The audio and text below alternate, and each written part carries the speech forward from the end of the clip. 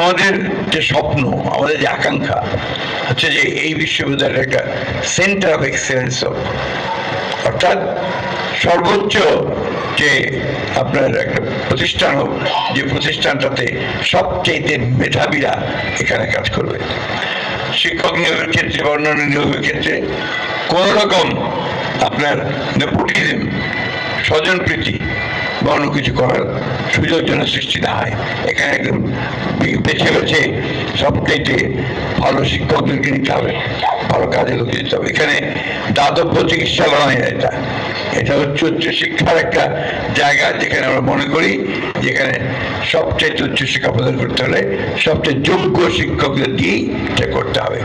এই কথা শুনে অনেকে মন খারাপ করতে পারেন, বাস্তবতা হচ্ছে এটাকে শুধু চাকরির জায়গা নয়, এটা হবে বেস্ট যে মানুষ তার চাকরির জায়গা। এই কথাটা মনে রাখতে হবে। আমি কথাটা জোর দিয়ে বলছি জেনে ইতিমধ্যেও আমার উপর অনেক চাপ সৃষ্টি হচ্ছে। আমি পলিটিক্যাল লোক, আমি আমাদের ভাইস চ্যান্সেলরের উপর অনেক চাপ সৃষ্টি হচ্ছে যে একে নিতে হবে, ওকে নিতে হবে, এটা করতে হবে, করতে হবে।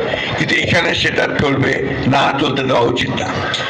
বেছে বেছে সবচেয়ে শ্রেষ্ঠ শিক্ষকদের এখানে নিতে হবে, এটাই বলতে মেরিটোক্রেসির ব্যবস্থা নিতে হবে। আমরা ঠাকুরগাঁয়ের এই বিশ্ববিদ্যালয়ের জন্য আমরা চিন্তা করেছি এবং সেই চিন্তাটাকে বাস্তবায়িত করতে গিয়ে আমরা খুব দ্রুত মুভ করেছি। আমাদের এখানে যখন আমাদের বর্তমান প্রধানমন্ত্রী তারেক রহমান সাহেব যখন এখানে আসলেন আমাদের নির্বাচনের পূর্বে, আমরা তার কাছে নির্বাচন পূর্ব আলোচনাগুলোতে আমরা কয়েকটা এলাকার জনগণের দাবির কথা তুলে ধরেছিলাম। তার মধ্যে অন্যতম দাবি ছিল আমাদের এই ঠাকুরগাঁ বিশ্ববিদ্যালয়ের দাবি। তিনি এই দাবিটি মঞ্জুর করেছেন। মাধ্যমে আমাদের প্রধানমন্ত্রী জনাব তারেক রহমান সাহেবকে আন্তরিক কৃতজ্ঞতা ধন্যবাদ জানাতে চাই যে তিনি ঠাকুরগাঁয়ের জনগণের যে আকাঙ্ক্ষা, সেই আকাঙ্ক্ষাকে সম্মান করে তিনি অতি দ্রুত এখানে বিশ্ববিদ্যালয়ে অ্যাপ্রুভাল দিয়েছেন। শুধু অ্যাপ্রুভাল দেয়নি, তিনি ভাইস চ্যান্সেলর নিয়োগ করেছেন। শুধু নিয়োগ করেনি, তিনি আর্থিক কিছু অনুদানও বরাদ্দ করেছেন, অর্থাৎ শুরু করতে বলেছেন।